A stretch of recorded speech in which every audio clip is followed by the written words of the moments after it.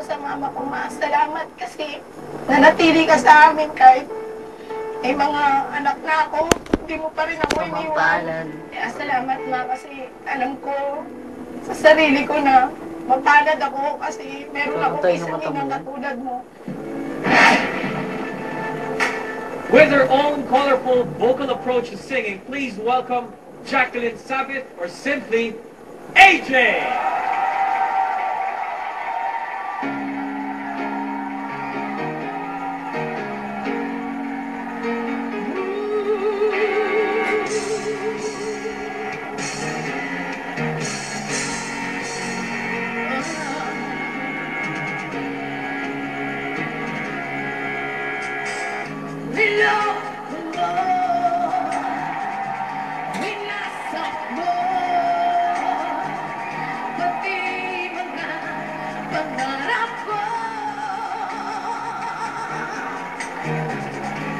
Ilan kaya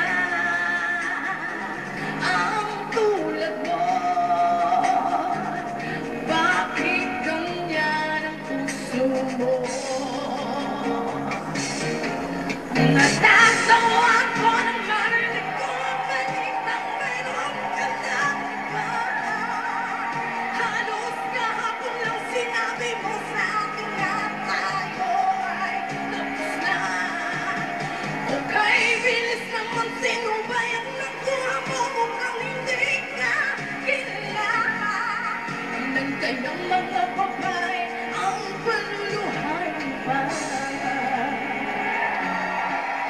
Natatawa ko nang marinig kong balita, mayroon ka ng iba.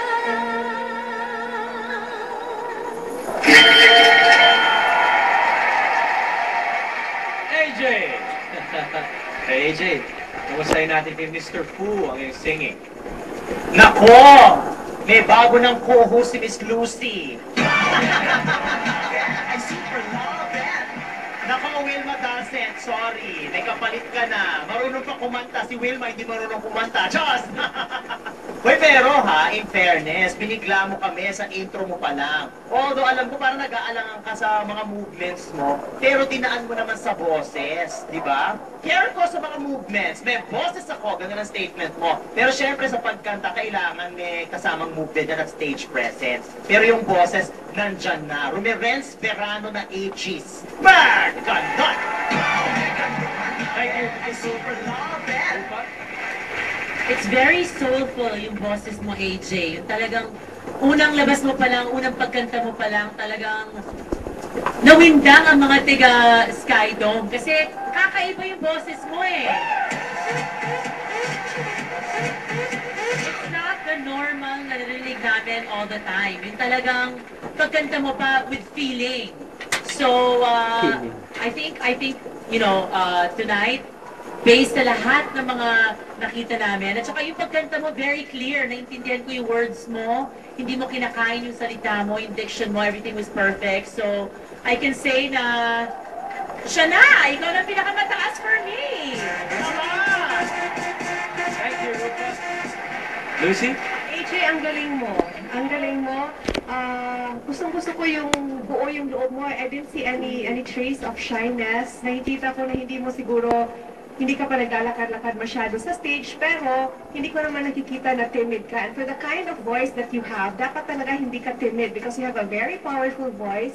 And aside from your talent, you also have a natural flair. May character ka, may spunk ka, and I like that about you. So I hope you soar. I hope I see you in the next episode. Thank you, Lucy. Richard? Alam mo, AJ, sa lahat ng lumabas ngayong gabi, para sa akin, ikaw yung pinakamagaling.